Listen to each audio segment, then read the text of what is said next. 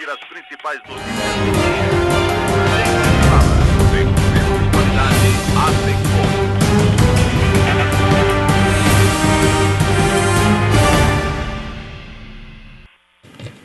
Alô, amigos, bem-vindos ao Gente que Fala ao vivo, de 12h50 às 13h50 pela Rádio Trianon, AM 740 São Paulo, Rádio Universal 810 AM de Santos, TV Guarulhos, canal 3 da NET, tvetica.com.br e tvexito.com.br, com reprise às 18h10. Você pode participar pelo telefone 5081-3782.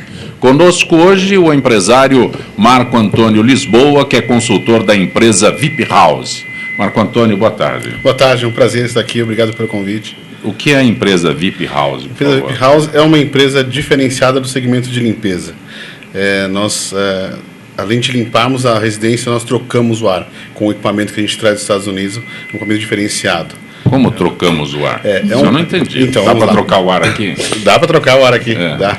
Esse produto, o filtro dele é água, né? É um produto chamado Rainbow, é um produto americano. O filtro é água. Então, enquanto eu estou limpando a casa, tudo que a gente tira do ambiente, fungos, ácaros, bactérias, vai para a água, fica preso na água e eu solto o ar puro com o filtro EPA. Então, limpando a casa, eu consigo fazer a troca do ar no ambiente. Maravilha. Com essa máquina. E essa... Com esses tempos de hoje é maravilhoso. Era isso exatamente que eu ia dizer. Essa situação que nós temos hoje favorece muito. Eu costumo dizer que dentro de casa a gente consegue mandar ainda. Então, então eu consigo, dentro da casa, de nossa casa, trocar o ar. Isso dá para a gente fazer. Também conosco o advogado Marcos Bernardini, que é especialista em processo civil. Marcos Bernardini, prazer tê-lo aqui. Prazer é meu, obrigado pelo convite, de estar essa tarde aqui com vocês. E também aqui a jornalista apresentadora Beth Russo. Que maravilha reencontrá-la, Beth.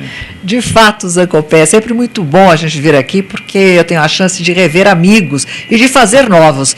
Então, muito obrigada pelo convite mais uma vez. José Carlos Sicarelli. A honra de cumprimentá-lo. Cumprimentar também aos Marcos, ao Marco e ao Marcos, e eu meio ofuscado aqui pela presença da Beth, pela beleza da Beth. Então estamos aqui com prazer. Um abraço, Zanca. Antes que se inicie o programa, eu digo sempre ao Sicarelli, eu assistia você quando eu era pequenininho. Faz tempo, hein? O Marco estava... Quem era pequenininho? Eu ou você? O Marco estava olhando aqui, falou, ele desconversou. Eu falei, a gente é contemporâneo, então pode brincar dessa E a tintura em média que eu uso, que eu gasto, você não considera? 2 litros por mês. Bom mudar de assunto. Vamos mudar. Olha, em discussão, o fim do Minhocão. Câmara Municipal começa a discutir hoje o fim do elevado Costa e Silva, o Minhocão. A desativação está prevista no plano diretor, que não estabelece prazo para isso. Transformação da via em parque tem o apoio das associações locais. Outros grupos pedem um projeto substitutivo que prevê discussão para definir se a via será demolida ou transformada em parque. Posso começar contigo, Beth? Mas todo mundo mora aqui em São Paulo. Sem dúvida. Na verdade, eu acredito que essa seja uma disputa entre a mobilidade e a qualidade de vida. Durante todo esse tempo se falou muito do prejuízo patrimonial das pessoas que ali residem no entorno, que aquela construção realmente prejudicou visualmente e a qualidade de vida de todos que moram na região. Houve uma decadência realmente da região, porém a destruição. Quando você tira uma coisa de um lugar ou quer mudar alguma coisa, você precisa pensar o que você vai colocar no lugar. Há até uma frase filosófica que diz, não basta que você mude alguma coisa, é importante que você pense para que você vai mudar. E nesse caso não basta só para quê, mas o que você vai pôr no lugar, porque o trânsito é inegável que vai continuar. E para onde vai esse trânsito? Dentro do bolso? Não. Então, eu ainda não vi esse tipo de proposta. Todas as propostas foram no sentido de qualidade de vida, o que é fundamental, é importante, mas precisa saber também, é preciso também se ouvir o que vai ser feito com relação ao trânsito, né? A mobilidade tem que ser, não adianta desviar, porque a gente viu muito isso ali na Zona Oeste, houve algumas soluções mirabolantes, né, e não solucionou. Você tira o trânsito de um lugar, sobrecarrega o outro e aí, quer dizer, engessa a cidade novamente. Parece que solucionou, apenas você mudou de problema. E é bom a gente citar essa questão do Minhocão, porque nós estamos fazendo muito auê com relação ao novo, não é aerotrem, como é que chama? É o... Aerotrem, campanha política. Não, mas deu o nome, me foge o nome agora. O monotrilho, que nós estamos achando que é uma grande conquista e tal, e é bom também que a gente discutisse isso um pouco, porque a mesma tecnologia foi usada na Austrália e hoje está sendo demolida, está sendo cancelada todo esse projeto na Austrália por ser considerada uma tecnologia prejudicial à questão da mobilidade, à questão da qualidade de vida, inclusive que vaza óleo para a parte inferior e prejudica transeuntes e carros, e a questão dos pneus também parece que é usado, enfim, o tipo de coisa que é usado, não sei se o nome certo seria pneus, mas não tem uma durabilidade adequada. Então, tudo é feito, a gente bate palma, é maravilhoso, nossa, é modernidade vindo para São Paulo.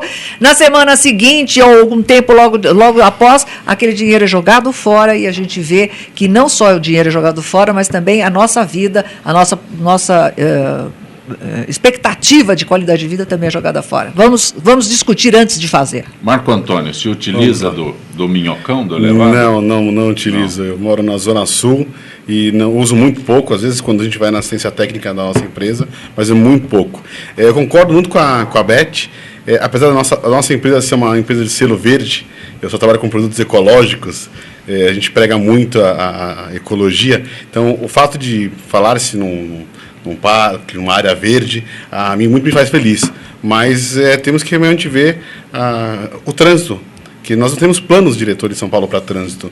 Está cada vez mais caótico. Eu digo que meu filho tem 10 anos e eu não me preocupo em comprar carro para ele quando ele tiver 18, porque ele não vai ter onde andar com o carro dele em São Paulo. Então, acho que isso é importante a gente realmente se atentar a esse fato, sobretudo a área verde, eu gosto muito. Isso faz a nossa organização mais feliz também. O advogado Marcos Maurício Bernardini mora em São Paulo também. Mora em São Paulo. Eu concordo com a Beth. Na verdade, não se tem um plano a respeito dessa situação, né? Então, é importante a qualidade de vida. Todos nós queremos qualidade de vida onde moramos. É óbvio que é importante. Mas não adianta eu querer colocar qualidade de vida sem um estudo em razão do impacto no trânsito, na vida das pessoas, na vida ao redor, não é? Então, é interessante, mas eu posso, inclusive, piorar a qualidade de vida sem um estudo prévio dessa situação, não é? Então, não se sabe efetivamente nem o que vai ser feito. Então, vão destruir, vão revitalizar, vão transformar numa área de lazer. O que vai ser feito? Então, vou tirar. Ok, mas e aí? O que será feito em razão disso? Na verdade, não tem um estudo de impacto. Então, acho que antes de se pensar em qualquer tipo de atitude efetiva, deve ser feito um estudo do impacto na cidade, né? No trânsito, porque é óbvio que a gente quer qualidade de vida, quer área verde, todos nós prezamos por isso. Mas, de repente, eu tiro um Minhocão, coloco lá uma área verde, e aí eu tumultuo do lado, crio um trânsito insuportável, caótico, mais do que nós já estamos, infelizmente, acostumados aqui na cidade. Então, só para piorar e para falar que criou uma área verde, eu acho que não tem viabilidade alguma. Primeiro, estudo. Cicarelli. Eu acho que tudo foi falado, inclusive não criar uma Cracolândia lá embaixo também, né?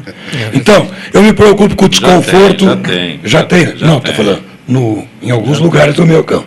Então eu me preocupo com o desconforto, com essa, eu chamo de desconstrução, que é uma coisa terrível, porque o Minhocão não é uma coisa grande, não é derrubar um prédio, é um negócio grande. Vai mexer com a cidade inteira, né? Até as marginais e tudo. Me preocupo com o visual, com a poluição, com uma série de coisas, com tudo que já foi falado. Então não é coisa de brincadeira. Precisa ver um projeto, precisa saber o que vai acontecer, para saber se melhora ou até piora. Enquanto vocês falam, eu fico observando aqui e analisando. Aí o final da notícia diz: a via será demolida ou transformada em parque, né? Então seria um bulevar onde hoje para ser transformado em parque, então não tira. E aí você vai transformar em parque o quê? Avenida São João, Amaral Gurgel? Né? E tem que levar um rio lá para ficar bonito. Né? Isso que eu ia completar. Existe um projeto, até foi premiado, de recuperação de rios que passam pelo centro da cidade e que há uma proposta realmente que se volte os rios para os lugares de origem. A gente ri, mas foi premiado. Tem que acabar com a Anhangabaú. É uma coisa que, entendeu? Quer dizer, há que se repensar. Mas quando você mostra as imagens, eu não sou engenheira, não tenho nenhuma formação nessa direção de arquitetura, da área estética, mas a gente pode ver que ele é muito seco, né? Quer dizer, hoje, com a modernidade, ele poderia muito bem, acredito, que com um certo investimento, se criar floreiras, se criar alguma coisa que humanizasse esse monstrengo que a gente está vendo. Porque isso é possível. Recentemente, uma empresa usou paredes de prédios, uma ou duas paredes de prédios naquela região, e fez aquela parede viva, né, de plantas, para chamar a atenção da forma de humanizar a cidade. Então, se é possível você fazer uma parede de plantas, né, com plantas vivas, por que não humanizar um monstrengo desse? Pode chamar de monstrengo, né? Não, é uma obra esquisita. Mas é uma cicatriz da cidade. Uma cicatriz. Sim. Mas é uma cicatriz que cabe uma plástica. Então, de repente, floreiras, criar alguma... Outro dia eu estava passando e na junção, né, na junção da laje, já tinha flor, planta crescendo ali, quer dizer, mal cuidado. Ao invés de deixar mal cuidado, será que não tem jeito de se criar alguma coisa que humanize o entorno e fique melhor, fique mais humano, não só visualmente, mas inclusive para a saúde, porque onde tem verde, a nossa saúde melhora. Mas esse negócio do rio, exatamente. Você lembra da piada do candidato que chegou na cidade e tá. Puxa, eu vou trazer para essa cidade a maior ponte fluvial do estado.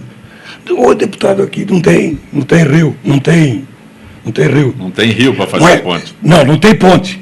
Sim. Eu darei ponte, rio, tudo que vocês quiserem, tudo ao mesmo tempo. Quer dizer, é o caso aqui. Estão pensando em tirar, mas ainda não apresentaram uma solução. Mas não tem, porque o problema ali é o trânsito. Né? Nós temos pistas elevadas em cima da Avenida São João e da Amaral Gurgel. Onde você vai enfiar esse trânsito? Exatamente. Né? Onde você vai enfiar? Tem. Como é que vai desviar? Você já imaginou? Não tem como. Você não tem formação em área verde, não tem como fazer. Foi o que a Beth falou, dá para você urbanizar sem destruir. Exatamente. Dá para fazer uma plástica. Só que essa plástica não vai, certamente não custará aquilo que vai custar uma demolição, etc. E a gente sabe que mega obra tem uma forma melhor de você, né? Não vai custar o que eles querem. Podemos ter mega problemas. Para você desviar, para você ter negociações, sentar para conversar, etc. O que é mais difícil. Né?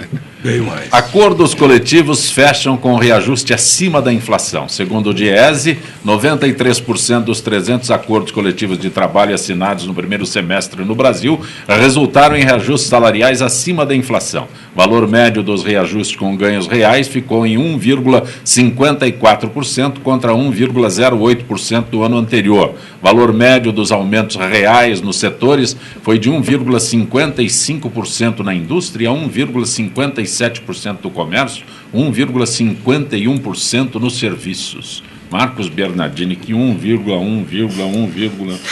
É verdade, né? E a impressão que a gente tem quando analisa, né, essa notícia é que foi interessante, né? Então, nossa, que bacana, estamos recebendo um valor maior, mas é ridículo o piso, né? Então, a gente está falando de nem R$100 acima do salário mínimo, o que é muito pouco, né? É óbvio que esse crescimento acima do salário mínimo veio puxado pelo próprio salário mínimo, mas ainda assim, em relação a 2012, essa diferença é significativa. Então, esse ano nós tivemos 93%, em 2012 o nosso crescimento foi muito maior, foi de 98%. Né? Então, a gente pensa assim, foi interessante, foi bacana, mas não foi tão bom. Então, nós tivemos, na verdade, uma diminuição, uma defasagem em relação ao aumento real. Né? Em 2012, esse aumento real foi de 7,6%, muito maior, então, do do que nós tivemos agora em 2014. Então, parece que é um aumento bom, mas não é um aumento bom, é um aumento ruim. Nós estamos vendo uma queda, uma quase recessão, né, da economia e de todos esses setores, da indústria, do comércio. Só o serviço que está um pouquinho mais aquecido, mas ainda assim a diminuição ela é enorme, né? Então, é interessante, mas a média desses valores e do piso da categoria não chega a R$900, ou seja, um pouco a mais do salário mínimo, mas muito abaixo do que efetivamente o brasileiro precisa para sobreviver, não é? Então, hoje, quando a gente imagina que um brasileiro, uma família, um pai de família, ele tem que sobreviver ganhando um pouco a mais do que a inflação, né, de reajuste, mas menos de R$1.000, às vezes R$900, é algo absurdo, né? Quando a gente vê o mínimo de outros países, a gente vê como uma pessoa dessa consegue sobreviver. Então, ainda está muito ruim. Citou um sistema um momento de recessão que nós vivemos. Aí outro dia tinha lá a notícia que aumentou a produtividade, a indústria aumentou a produtividade. Aí baixinho, né, o comentarista fala assim, mas as vendas não... É verdade, é verdade. Que adianta produzir se e você não coloca vender. No mercado? Exatamente, né? não consegue vender. Exatamente. Então parece que é interessante, mas em relação a 2012 você já vê que caiu, né? Então é difícil você analisar, né, uma notícia dessa só com essa informação. Então vamos ver o histórico. No histórico, de um ano para o outro, então a gente está falando de algo bem recente, nós tivemos então uma diminuição do aumento real, né? Então a gente fala aqui de um aumento real de 1,54% e um aumento real de 2012 de 7,6%. Então, se você for ver o índice de aumento real, nós tivemos uma diminuição de 6%. Né? Então, é algo absurdo. Então, estamos numa recessão, estamos num período, sim, de crise, e quem está sofrendo com isso é o trabalhador que ganha um pouquinho acima do piso, do mínimo, não é? Mas ele está no piso da categoria, ganhando R$800, R$900. A média, inclusive, de 2013, o piso da categoria desses três ramos é de R$879. Essa é a média de piso da categoria de uma pessoa que trabalha na indústria, no comércio ou no serviço. Ou seja, não chega a R$900. Então, foi acima da inflação, mas muito melhor do que o trabalhador precisa e merece efetivamente. E isso demonstra, de 2012 para cá, uma recessão que nós estamos sofrendo na economia. Você disse que o Quando serviço... tem emprego, né? Quando tem emprego, exatamente. Você disse que o setor de serviços é um privilegiado nesse... Quando a gente analisa, é o que menos tem impacto. Né? É o que menos tem impacto. É verdade, né? É o que menos tem impacto. A indústria e o comércio são os que mais têm prejuízo em razão da recessão que nós passamos. São os piores. É que serviço a gente precisa, muitas das vezes a gente não tem como... Porque o serviço esse é o meu mercado, é a minha área, e estão sorrindo, né? Porque é um mercado que está em plena expansão. Exatamente. Nós tivemos um crescimento de 40% nos últimos 12 meses, principalmente a categoria de serviços de limpeza no mercado, e a gente não tem crise nesse mercado hoje. Inclusive a PEC das empregadas domésticas veio para ajudar mais ainda o nosso segmento, porque nós profissionalizamos exatamente isso que eu ia perguntar, porque você presta serviços num nicho que é tradicionalíssimo, já ocupado pelas empregadas domésticas. Exatamente. Está ocupando com a PEC, então a PEC acaba atrapalhando os profissionais desse setor, não o de serviço. A PEC veio para ajudar a empresa de serviço, porque a pessoa física não tem condições de absorver todos os custos que uma jurídica pode absorver, né? Por contrapartida, nós trouxemos esses profissionais que perderam o seu emprego da pessoa física, profissionalizamos eles, demos formação para eles, e com isso eles acabaram saindo daquela zona de conforto de ser uma doméstica para ser uma profissional do ramo de limpeza. Então, elas têm hoje certificações, elas têm treinamentos. A nossa empresa é uma multinacional, então a gente vem com know-how americano e europeu de limpeza. Tudo isso ajudou muito. E também, para quem contrata esse serviço hoje, contrata uma empresa, uma pessoa profissional, que vai lá realmente com começo, meio e fim. Né? No nosso caso, a nossa empresa, por exemplo, nós em 3 horas resolvemos o problema de uma dona de casa que precisaria o dia inteiro com a profissional lá. Nós mandamos uma dupla de profissionais nossa, com toda a tecnologia, né? Em 3 horas eu consigo, um apartamento de 200 metros quadrados, fazer uma limpeza realmente efetiva. A dona de Isso. casa se livra da burocracia, Isso. né? E ainda tem seguro, não é isso? Exatamente. Isso é um dado muito importante, que Exatamente. às vezes a dona de casa rejeita a ideia de terceirizar, mas é importante, porque o seguro faz a diferença. Exatamente, o seguro faz a diferença. Ela tem a garantia de receber o serviço no horário contratado, não fica naquela expectativa de se a pessoa vai ou não. E o seguro, nós vamos com produtos realmente Adequados, homologados, licenciados, certificados internacionalmente, prestamos um serviço realmente diferenciado. A primeira impressão quando a pessoa nos liga contratando o nosso serviço, e a gente fala que em 3 horas uma dupla faz a limpeza, a pessoa não acredita, porque 8 horas uma pessoa na minha casa ela mal consegue fazer tudo direitinho, na saia, alguma coisa assim, e contrata. Quando contrata a primeira vez, liga e fala, olha, por favor, vocês não me atrasem, não me faltem, porque realmente em 3 horas você resolveu o meu problema. E eu consigo, né? Isso, eu consigo não ficar o dia inteiro esperando ali a pessoa ir embora, então eu posso marcar meu salão à tarde, academia, levar o filho, sem preocupação. Não precisa ir ao mercado comprar... usufruir da vida. Isso, não precisa ir ao mercado no dia seguinte pensar, amanhã vem a pessoa aqui, então eu preciso comprar material. Não, nós levamos tudo. Tudo, até o saquinho de lixo para trocar, a gente leva tudo. Então a pessoa não tem preocupação alguma. Aceitamos cartão de crédito, é tudo fácil. Mudou a vida. Bom. Eu já abordei superficialmente no início do nosso Gente que Fala sobre o clima, isso tem alterado o comportamento das donas de casa convocando e contratando vocês? Bastante. A nossa empresa, nós vendíamos esse produto, que é o Rainbow, que é esse purificador de ar, há 20 anos, ele é vendido no Brasil. Rainbow quer dizer arco-íris. Exatamente, arco-íris, exatamente. Nós vendíamos esse produto, vendemos esse produto ainda, ele é vendido pela nossa equipe de vendas, pelo nosso grupo, mas tem pessoas que optam em não comprar e resolvemos implantar o serviço, né? Então, esse é um produto realmente, chama de medicinal, porque nós precisamos... Hoje, cada 10 pessoas, 9 nascem com alergia. Com rinite, com asma. E a nossa... Levanta a mão quem não tem alergia. Levanta a mão quem não tem alergia. E esse produto é certificado nos Estados Unidos. Todo mundo. Ainda. Né? Isso, ainda. É certificado pela FA, que é uma associação americana de asmáticos, que enquanto eu uso esse aparelho em casa, eu realmente estou livre dessa alergia. Uma associação de asmáticos. Interessante, né? Então, para tirar esse selo foi difícil. 80 anos de fabricação dessa máquina. Porque é um selo que depende de depoimentos. De quem usa, realmente se livrou do uso de medicação, etc. Então, hoje a gente trabalha em conjunto com os médicos, inclusive, para não só tomar remédio, em consulta médica, e temos um produto que troca o ar. Então, é o único produto hoje que a gente consegue limpar um colchão. Alguém aqui já limpou o colchão alguma vez? Na vida? Já nunca. Só a única que pode responder para você é a Beth. Limpar o colchão. Mas eu faço A Beth manda limpar. Não é? Mas eu faço um desafio. Essa nossa máquina, ela limpa o colchão e tira todos os fungos, águas, bactérias do colchão. Porque 1/3 da nossa vida a gente passa ali. Né? A gente passa no colchão. Então, ali é mais sujo que o chão ali do lado. Que a gente teoricamente está limpando. Então, tudo isso é fonte de alergia, fonte de rinite, de problemas respiratórios.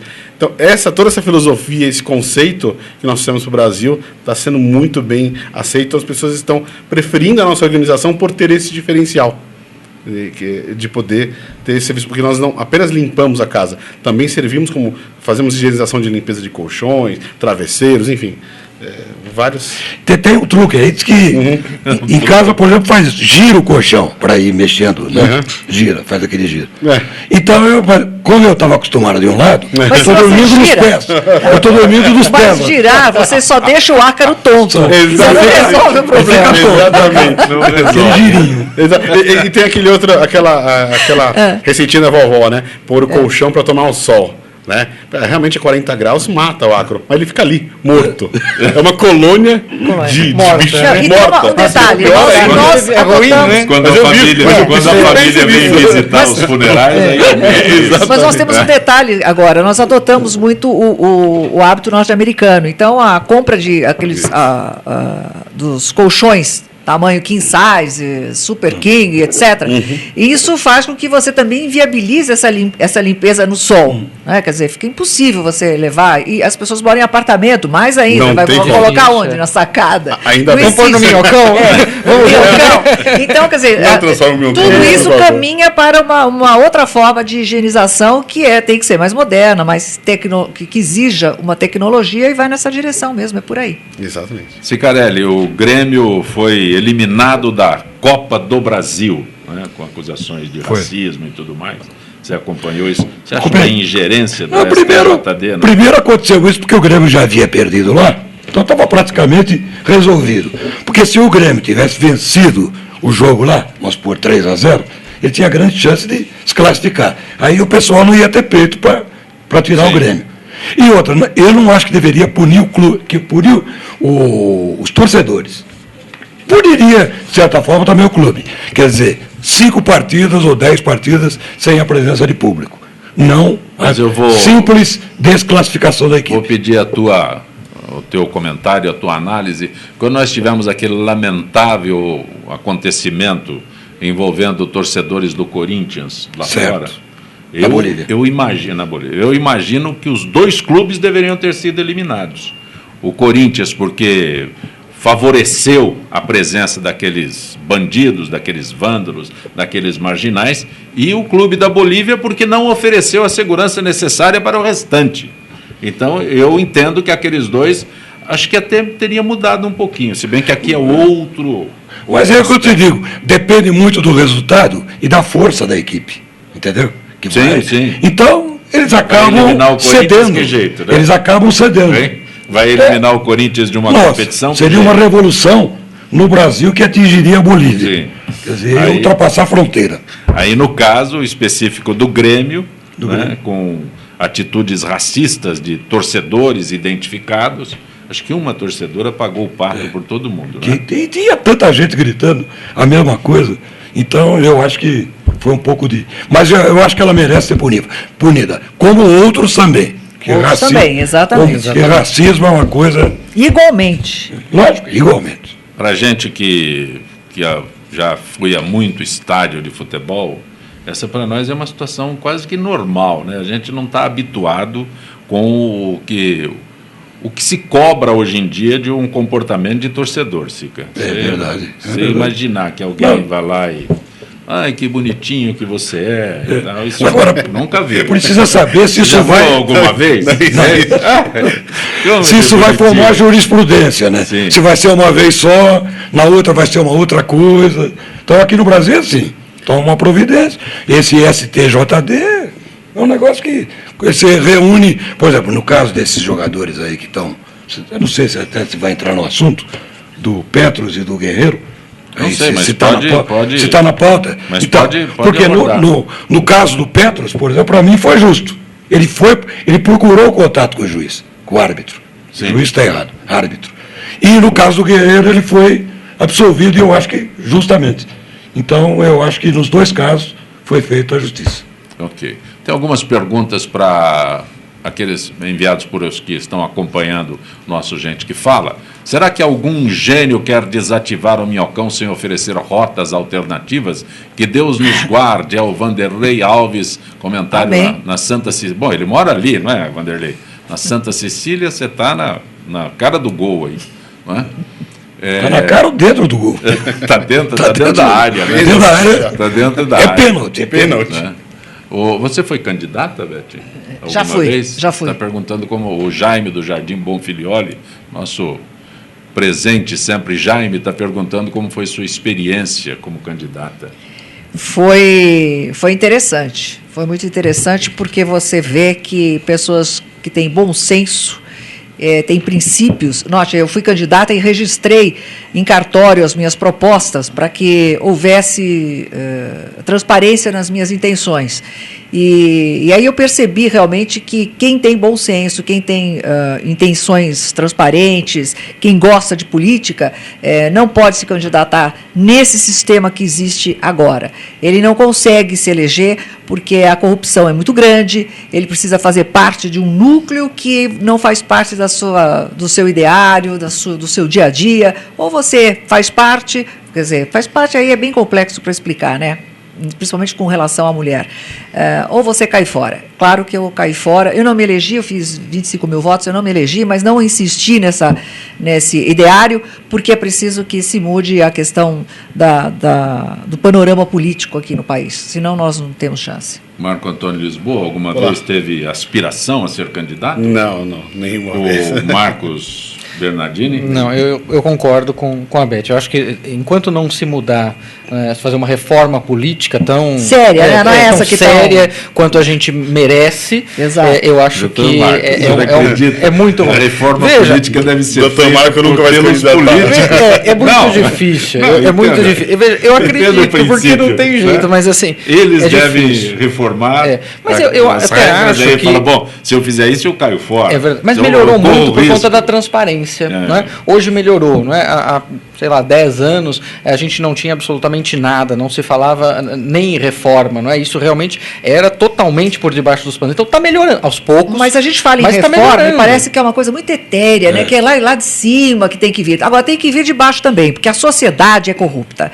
Aonde a gente ia, quer dizer, eu ia às feiras livres, né? Nas comunidades, tal, a pessoa ainda se distribuiria boné, essas coisas todas, e a pessoa, o que você vai me dar? Eventualmente eu tinha alguma coisa cultural. De campanha, um chaveiro e tal. Não, eu quero saber quanto que você vai me dar, o que vai ter de troca. Então, essa coisa da moeda de troca já vem da população. E isso tem que mudar. Quer dizer, a população procura aquele que vai ficar próximo, o que ele vai levar com isso, e votando em você. Quer dizer, não interessa se você tem uma proposta que vai beneficiar uma grande maioria. Não, ela não está interessada nem em saber. Ela quer saber o que vai beneficiar ela, a pessoa física. Enquanto nós formos assim, e isso não é só o pobre, o rico, não, é toda a nossa sociedade está viciada nesse espírito. A gente tem que mudar esse espírito, essa cultura. Enquanto a gente for assim, nem a reforma política vai chegar, porque não vai interessar em fazer. Beth, é importante lembrar que a decadência do centro de São Paulo é geral. Que culpa tem o Minhocão na criação, por exemplo, da Cracolândia? É o Mauro Sérgio das Perdizes, não é? Não tem ligação. Ela não tem culpa, mas todo ambiente que fica abandonado, que fica sem circulação de pessoas, que não tem um tráfego de gente circulando, levando filho para a escola, passeando com cachorro, fazendo compras, quer dizer, aquela vida de bairro, todo o espaço público que não tem essa vida de bairro, de gente de bem, vamos chamar assim, a tendência é ser encampada pelos traficantes, pelos usuários de drogas, por assaltantes, enfim, por esse lado negativo de toda a cidade. Cicarelli. É isso aí. Se cria mais condições nesses casos. Ruas mal iluminadas. Exatamente. É o que está acontecendo. Concordo em gênero, número e grau. Com a Beth. Cicarelli. Nossa deputada. Eu acredito nisso, mas eu acho assim, tem que primeiro tentar verificar a questão de saúde pública. Que nem nós tivemos a Cracolândia ali que tentaram revitalizar aquela área, e hoje nós vemos, eu principalmente, estou todo dia ali no tribunal, no João Mendes, nós vemos pessoas ali se drogando em plena luz do dia, na cara da polícia, na Praça da Sé. Então, e ali é iluminado, é um marco da cidade, nós temos turistas, nós temos polícia, nós temos a circulação enorme, e nós temos em cada canto, assim, vendo pessoas ali se drogando. Então, eu acredito que antes de tentar iluminar, isso é importante também, não é óbvio? É um todo, mas, né? É verdade, mas assim, a questão de pegar essas pessoas e tratar, como aqui em São Paulo, né, nós temos alguns projetos interessantes que até forçam, não é, o tratamento, obrigam essas pessoas a se internarem e efetivamente fazer um tratamento. Eu acho que isso tem que ser primeiro, porque elas perdem a noção, não é? Então, estando à luz do dia ou não, para elas pouco importa, porque eu acho que elas ficam tão loucas, né, por conta da droga, que ela pode estar na Praça da Sé, como ela pode estar numa rua escura, e ela está se drogando, ela não está nem aí para o que está acontecendo ao entorno dela. E pelo contrário, aí você tem, às vezes, pessoas de bem querendo passear, querendo ir na rua, e se vê acuada dentro de casa, exatamente porque a rua está tomada de bandidos, de pessoas que se drogam, e que não por conta da saúde delas, mas porque são ameaças em potencial por conta da droga que cria, né? E combater o traficante. Principalmente. Não será Deus já disse, não será na minha gestão. Cicarelli, você se lembra que alguns jornalistas ditos de notório saber, badalados, tinham previsto que na Copa a Alemanha seria uma decepção e que as seleções de Portugal e Espanha estavam entre as mais competitivas? É o Wagner Lima do Cambuci. Não, para mim era um quadro, né? Alemanha, Espanha, Argentina e Brasil. Eu tinha dado 33% de chances para o Brasil, porque a Copa seria jogada aqui. Sim. Se não fosse aqui, nem isso eu daria. Fizemos o programa junto com Exatamente, eu falei exatamente isso. o Lucas Neto, né? Aquele dia que Lucas Neto. na abertura da Copa, Foi. né? Acho que Mário Marinho. Marinho, isso. E o Dalmo. E o Dalmo Pessoa. Fizemos aqui o programa na abertura e você colocava Então a preferência do Brasil porque era no Brasil. Mas eu acho que deu justiça, foi justo. A Alemanha era o melhor time, é o melhor time atualmente. Não tem nada que discutir sobre isso. Você está acompanhando Gente que Fala, hoje com a jornalista apresentadora Beth Russo, com o jornalista José Carlos Cicarelli, o empresário Marco Antônio Lisboa, o advogado Marcos Bernardini. Umpa, lumpa, dumpa, din, din. Parem! Mas que porcaria de música é essa aí? A TV Êxito vem com tudo este ano. Cheia de novidades. E esta é pra você, que é um apaixonado por clássicos do cinema. Vocês vão adorar isso. Muito bom. Se acomode. Divertimento e requinte. As minhas desculpas. Muito cuidado ao chegar, porque a sessão já está lotada. O tempo é coisa preciosa. E agora, com hora marcada. Que negócio é?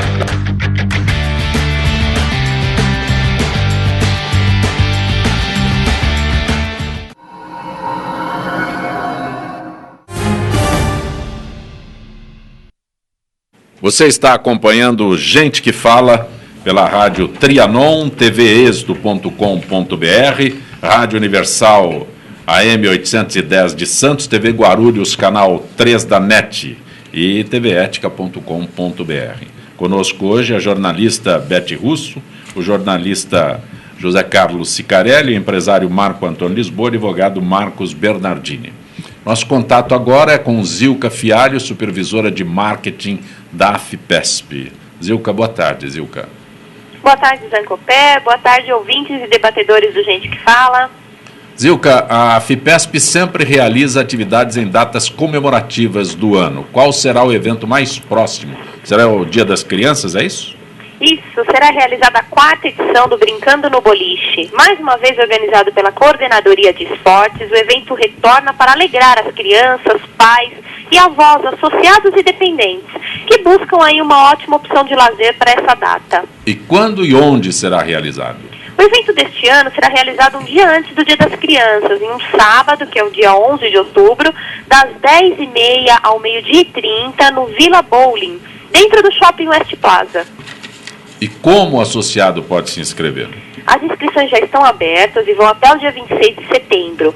Um valor simbólico de participação é cobrado por pessoa e os associados, dependentes e convidados terão direito a um serviço de buffet, que inclui pizzas e refrigerantes. Você fala convidados também podem participar? Sim, os pais ou os avós acompanhados de seus filhos ou netos poderão participar do evento. Cada associado ou dependente pode escrever até um convidado. E como o associado pode proceder para obter informações? É simples, é só se esclarecer qualquer dúvida na Coordenadoria de Esportes, que fica na Venceslau Brás, 206, próximo à sede social aqui na capital. Ou pelos telefones 11 3293 9511 ou 3293 9552. Além disso, é bom lembrar que também que as vagas são limitadas, então quanto mais cedo o associado se inscrever, é melhor. Grato a Zilka Fialho, que é supervisora de marketing da AFIPESP, por este contato com o Gente que Fala. Grato, Zilka. Até quinta-feira. Até quinta. Boa tarde. Você está acompanhando o Gente que Fala. Conosco hoje a jornalista apresentadora Beth Russo, o jornalista esportivo José Carlos Cicarelli, o empresário Marco Antônio Lisboa Ele é consultor da VIP House e também o advogado Marcos Bernardini. Corpo de Bombeiros suspeita que o incêndio que atingiu uma favela domingo no Campo Belo tenha sido criminoso. Segundo os bombeiros, a velocidade com que as chamas se espalharam pode ter sido causada por alguma substância química e, além disso, os criminosos tentaram impedir o trabalho da equipe. Segundo a corporação, teve pedrada e tiro. Não deixaram fazer o primeiro combate ao incêndio. Beth, posso começar contigo? Cicarelli, Marco? Para mim foi. Teve alguma coisa, porque jogaram pedra nos homens do Corpo de Bombeiros e até tiros. Não atingiu, felizmente, não atingiu ninguém. Então, eu acho que tem que ser bem verificado o que aconteceu. Depois teve problema no Corpo de Bombeiros, terminou, não tinha água, né? Terminou o que tinha de reserva nos caminhões e não tinha água nos hidrantes. Então, tem que fazer um bom levantamento, porque está estranho isso aí, está meio estranho. Marcos Bernardino, depois não. Aquela região já é reincidente nesse tipo de coisa, né? Vicente Leporasco com Roberto Marinho. É verdade. Já tem reincidência, infelizmente. Área de jornalismo, como é que é? Repete. Vicente Leporasco com Roberto Marinho e 500 barracos destruídos. Mas eu acho que teve gente que botou a mãozinha lá. Com certeza alguma coisa aconteceu. Porque o fogo foi muito rápido. Exato. E os bombeiros que não tinham nada a ver com isso foram recebidos daquele jeito, na verdade. Eles estavam ali para tentar ajudar a comunidade. E foram recebidos a tiro, à base de pedradas. Não tem responsabilidade nenhuma, não é? Então, alguma coisa realmente está muito estranha. E os bombeiros são vítimas, não é? A corporação foi vítima do que estava acontecendo. E a população efetiva que mora ali, carente, não é? É a mais atingida. É péssimo o que aconteceu, é péssimo o que aconteceu. Marco Antônio, você ia se manifestar? Eu estava falando que a região é reincidente já, né? Ali a gente já teve bastante conflitos assim dessa natureza. Então, logo vai ter um lançamento lá de alguma coisa. Isso porque o Campo Belo é um bairro nobre de São Paulo. Uhum. Então, eu estava conversando com a minha irmã por telefone, eu falei, poxa, mas você não é um bairro nobre, é só favela lá? Eu digo, então essas favelas que você nunca me falou. Eu falei, estão ali por perto. Como tem no Morumbi, e em tantos bairros de São Paulo. Beth, então, quando nós trabalhávamos na Zona Sul, ali era a favela do Buraco Quente. Buraco Quente, né? É mesmo? É verdade. Certo. Só para lembrar, para situar. Porque eu acho que tem 3 aspectos. Primeiro, que é muito oportuna, né? Há interesses em que um incêndio dessa natureza, interesse político, bem lembrado. Interesse político, que no momento dessa natureza fique um jogo de houve água, não tinha água, não tinha água, de quem é a responsabilidade de ter água, hidrante, não sei o quê, era da Sabesp, é da prefeitura, não é, o Estado, quem é que agiu, deixou de agir, bom, enfim, existe um interesse político aí que precisa ser apurado e espera-se que realmente o Ministério Público, os responsáveis aqui possam agir, apurar as responsabilidades e punir. Né? Porque a gente não pode ficar à mercê, a gente já não tem segurança, agora não pode ficar à mercê de também não ter nem sequer um atendimento do bombeiro em caso de necessidade. Então, olho aberto. Outra coisa, esse tipo de incêndio é muito comum para delimitar área de poder. Tipo assim, aqui nós vamos mandar. Então nós vamos botar fogo para saberem que aqui, a partir de hoje, quem manda aqui somos nós. Não precisa nem falar quem é que faz isso, né? Ou precisa?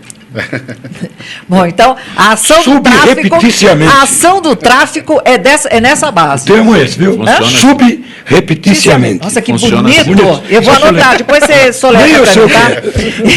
Então, em geral, quer dizer, eu não estou falando que mas tudo indica, leva a crer, há indícios, né, que possa ter sido uma ação dessa natureza. Os próprios bombeiros deixam nas entrelinhas que houve ali alguns indícios de droga e tal, substância química, etc., alguns que foram encontrados depois, deixam nas entrelinhas que pode ser uma ação dessa natureza. Então, também é preciso uma ação da polícia para agir num foco desse tipo.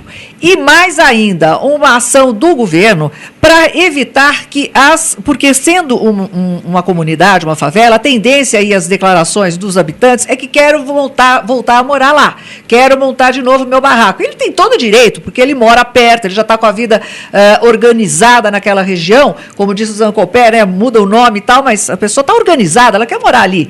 A tendência é a pessoa voltar a construir o seu barraco ali. Por que não aproveitar que já foi incendiado, que não existe existe mais nada, e o governo assumir e criar realmente um bairro popular, urbanizado, decente, com habitação decente. É a hora e a vez e o espaço do governo assumir, né, o espaço que tem ali e não deixar que o crime organizado o faça, porque na ausência da ação do Estado, o crime organizado assume, não tem a menor dúvida. Ele faz as vezes do Estado. Né? Ele julga, e aí é que está o perigo. Ele legisla, esse é o problema. Aí é que está o perigo. Depois a gente vai falar, não, porque é comunidade, porque não é disso não, porque em locais onde as pessoas moram por necessidade, são locais pobres, como favelas, comunidades, etc., tem gente de bem, trabalhadores e que merecem respeito e são cidadãos como todos nós. Por isso que o Estado precisa agir. É obrigação deles. O Estado já agiu, acabou com as favelas.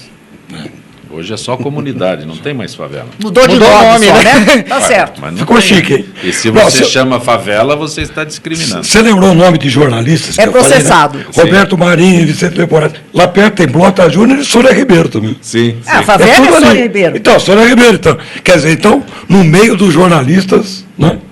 Não estão respeitando mais os jornalistas de alto nível como foram esses. Marco Antônio, o ouvinte que nos liga aqui, já tinha ouvido falar desse tipo de limpeza, sempre desconfiei do resultado. Funciona mesmo? Deve ser, moro no primeiro andar de um prédio que está em obras, meus móveis e paredes estão sujos pela obra. O seu produto limpa? É a Maria Helena da Chácara Santo Antônio. Vamos lá, olha, minha vizinha, a nossa... A Capricha que eu moro lá também. Minha vizinha, a nossa empresa, a matriz é na Chácara Santo Antônio, olha que coincidência. Sim, limpa mesmo. Vamos fazer um desafio aqui no ar, então. Entre em contato com a produção que a gente vai fazer uma limpeza cortesia. Diga pode entrar em contato conosco. Como entra em contato? Tem site, tem VIP House Mais é o www.viphouse.com.br.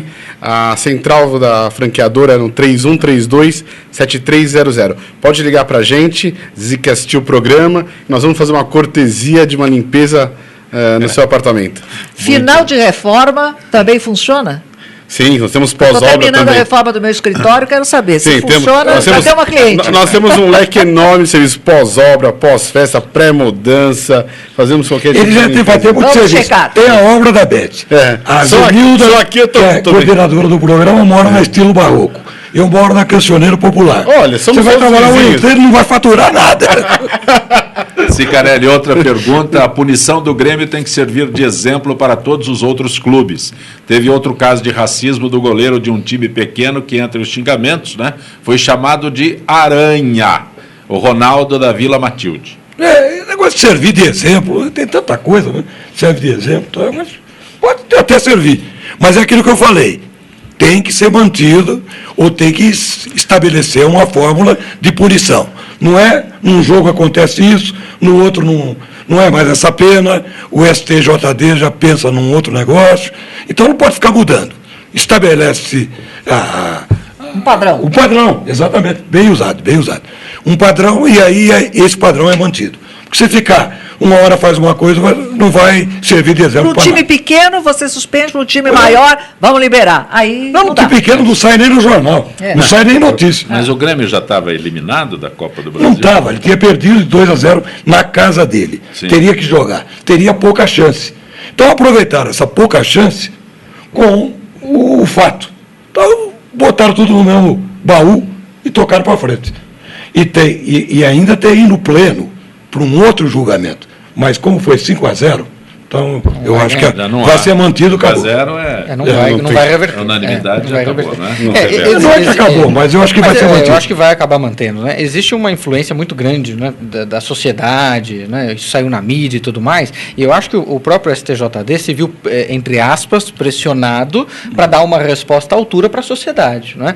Não que eu não acredito que a decisão tenha sido correta, eu até acho que foi correta, eu acho que a punição tem que ser exemplar, não só para o Grêmio, mas para todos os outros times, porque o racismo, a injúria racial é deplorável, não é? Hoje em dia a gente tem uma situação dessa em que você vê as imagens daquela menina chamando o goleiro de macaco, é algo absurdo. É óbvio que quando a gente vai no estádio, ninguém fica falando, ai, que bonitinho você. Não, a gente fala, mas é muito difícil a gente eventualmente fazer um xingamento porque você está nervoso ali naquele clima, e outra coisa é você ofender a pessoa por conta de uma situação peculiar dela. Eu acho que ofende muito mais a integridade. Então, se de repente chamasse ele de qualquer outro nome, eu acho que não ofenderia. Mas se chamar ele de macaco, de negro, eu acho que isso é que ofende. Eu acho que não se espera, e a sociedade também não quer punir isso, que você vá até lá e fique sentadinho, bonitinho, não torça e não se exponha. Mas eu acho que a partir do momento que você ofende a pessoa na sua integridade, na sua dignidade, por algo que ela não tem, inclusive, como mudar, como a cor, não é? Ou as grandes minorias que nós temos, eu acho que isso é deplorável. E eu acho que realmente todas as organizações, estaduais ou não, têm que punir de forma exemplar. É uma pena que foi só essa menina, não é? Que eu acho que ela não tinha noção. Eu acho que ela não tinha noção do tumulto em que ela se meteu. Né? Eu acho que quando ela viu, ela não sabia. Ela não sabia até agora. Quando ela viu, né, aquilo tudo, porque ela falou assim, eu estava lá no meio, todo mundo estava chamando, eu chamei também. E deve ter sido exatamente isso. Ela não tinha consciência dessa importância de ter falado aquilo e eventualmente ter sido filmado. Né? Mas não só ela, mas todos os que eventualmente forem identificados, acho que tem que ser punido, tem que ser exemplar e rigoroso, não só o Grêmio, mas todos os outros. E uma coisa que eu acho que foi pouco falada, tem que ser. e que teria que ser punido mais severamente o árbitro. Porque a todo momento o goleiro Aranha saía e ia até quase o meio de campo chamando a atenção. Exatamente. Ele estava revoltado. Então o árbitro deveria ter tomado uma providência, procurado, chamado o policiamento, olha, vocês vão ficar lá vendo isso e tal. Mas ele achou que não fosse dar em nada. Se ele soubesse, naquela hora, a repercussão que o caso iria ter, você pode ter certeza que ele iria fazer uma coisa totalmente... A omissão dele era um endosso também. Tanto que ele mudou a súmula, ele fazia assim. A omissão dele era um endosso. Ele dava um sinal para o goleiro voltar. Exatamente. Ele estava, e nós tivemos aquele outro caso que ele pegou a banana e comeu e tudo mais. Ele teve exatamente, ele teve ali, né, um momento exemplar de não se deixar abater com aquela situação, mas eu me coloco realmente na posição do goleiro e me vendo provocado por algo que eu não tenho como contornar. Eu acho que você pode xingar, então que xingue. Agora, chamar de negro, chamar de... Agora é fundamental que se puna todos, porque à medida em que foi filmado, claro, a ênfase se deu à menina, mas a gente via que havia um coral ali, de rapazes, inclusive, também fazendo a mesma coisa. E é preciso que os outros sejam identificados, disseram que estavam sendo identificados e eu pelo menos não soube se estão sendo processados igualmente. É preciso que o faça, porque senão acaba sendo um processo que tem uma conotação de gênero. Como sempre, a mulher paga a conta sozinha. Né? Então a gente precisa ver que ela precisa pagar a conta, mas ela não pode pagar essa conta sozinha. O árbitro era a autoridade máxima naquele momento ali. Ele tinha obrigação de fazer. Ele não fazia nada. E ele também, é lógico, ele tem que ser divertido. E só fez porque saiu o clamor popular na mídia, porque ele não fazia nada, tanto que ele mudou a súmula à noite. Cicarelli, não tem uma entidade que possa diverti-lo pelo fato dele não ter tomado nenhuma atitude? Porque, note bem, o fato dele não tomar nenhuma atitude o faz conivente. O próprio departamento, o departamento de arbitragem da CBF ou o STJD mesmo. Não é? Exatamente. Então, eu acho que todos devem ser punidos. Todos. Eu acho que pode até ser repensado. Todos. Repensado e verificar. Eu acredito que enquanto você dá uma punição que não seja gravosa, que não seja drástica, eu acho que acaba passando um pano. Então dá uma suspensãozinha aqui, tira um jogo. Não, pune todo mundo de forma exemplar. É o cartãozinho amarelo que não funciona. Aí o pessoal assusta. Eu acho que exatamente, o povo só para quando assusta. Agora, uma piadinha do caso do Daniel Alves. Sabe por que ele comeu a banana? Foi um ato de fraqueza. Ele estava precisando de potássio.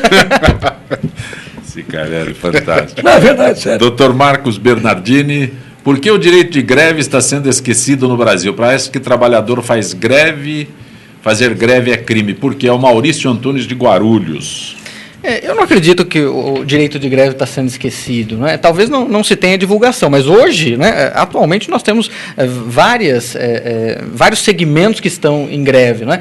O pessoal da educação, a USP, o Unesp, estão todos em greve e conseguiram, inclusive, no Supremo Tribunal Federal, o direito de, mesmo em greve, ter todos os salários de 3 meses de greve. Então, assim, foi o direito reconhecido. Em 3 meses, eles sem trabalhar, impedindo, eu inclusive acho que está errado, porque a greve é um direito facultativo, então se eu quero entrar em greve, ok, eu não tenho que impedir o outro que quer trabalhar, eles estão impedindo os professores que querem trabalhar e os outros funcionários que querem trabalhar e os alunos que querem ter aula, eles estão impedindo essas pessoas e eles conseguiram agora no Supremo Tribunal Federal o direito de ter o pagamento de todo o salário do período em que eles não trabalharam. Eu, inclusive, acho errado. Né?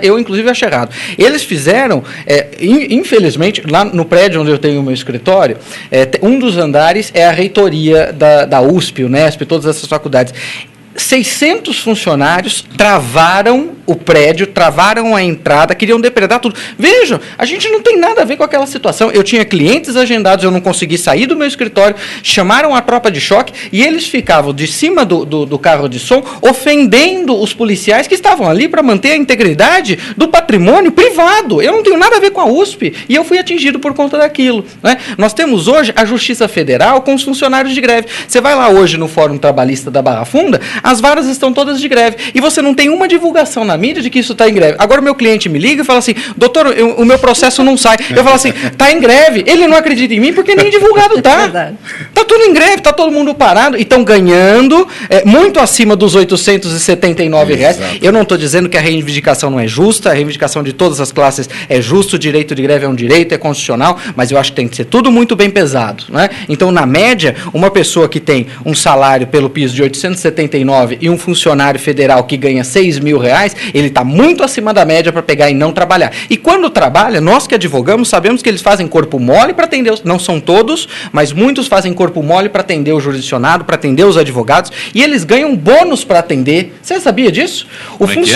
Eles não gostam de atender balcão, atender advogado. Sim. Por conta disso, o funcionário que vai e se inscreve para atender balcão, ele ganha bônus e ainda atende de mau humor. Mas a função dele não é essa? E ganha bônus. Ou seja, trava tudo, não funciona. É absurdo. É absurdo. Ele ganha para isso. Ganha a mais. Um bônus. Ele ganha um bônus. É um bicho. Exatamente. É que nem jogador ele de ganha futebol. Um bônus. Mas isso é incentivo. Salário para jogar futebol e ganha Exatamente. Um bicho. Eu acho que advogado é tão ruim que ele ganha um bônus para atender porque ninguém quer falar com o advogado. É um incentivo para ele trabalhar pior, sabe por quê? Porque se ele ganha bônus e continua atendendo mal, vão dar um bônus maior para ele atender bem. Exatamente. Então vai aumentando o salário dele. Eu sou a favor. É uma forma de corrupção legalizada. Essa é uma corrupção legalizada. Para você ver que essa coisa do jeitinho que eu falei lá atrás, um outro comentário, existe em todos os segmentos nossos brasileiros. Eu acho que não tinha que ter a estabilidade. Uma vez eu fui lá e o funcionário, eles começam a atender às 11h30. O funcionário estava na minha frente, ele ficava assim, ó, como se eu não estivesse ali na frente dele, ele olhava no relógio. Quando deu 11h31, ele começou a me atender, mas parecendo tartaruga. Eu falei na cara, se fosse funcionário do meu escritório, você estava demitido. E funcionário do meu escritório não ganha o que você ganha. Na justiça é assim, agora você imagina na saúde. É verdade. Que as pessoas morrem, não é? Que as pessoas morrem. Saúde, Beth, não fala isso, Beth. A saúde é tão boa no nosso país, Beth. Não fala isso. Deixa eu tossir aqui. Olha, nós estamos chegando ao final desta edição de Gente que Fala. Marco Antônio Lisboa, que é consultor da VIP House. Por favor, repete a forma de contato com a tua empresa. Nós somos uma franquia no Brasil, temos algumas unidades no Brasil. A unidade central é a viphouse.com.br. Nosso telefone é o 3132-7300. Para quem quiser serviços ou até ser um franqueado, que é um segmento ótimo para se investir. Dr. Marcos Bernardini, algum site, algum endereço que possa ser fornecido àqueles que nos acompanham? Eu queria agradecer, não é, o convite, a oportunidade de estar aqui com debatedores de tão grande potencial, gabarito. Tem o meu site, marcosbernardini.com.br. Marcos Bernardini. Isso, bernardini.com.br. Agradeço a oportunidade e o convite. Grato ao Marcos Maurício Bernardini, Dr. Marcos Bernardini, e o Marco Antônio Lisboa, que é consultor da VIP House. Beth Russo, é muito bom reencontrá-la, Beth.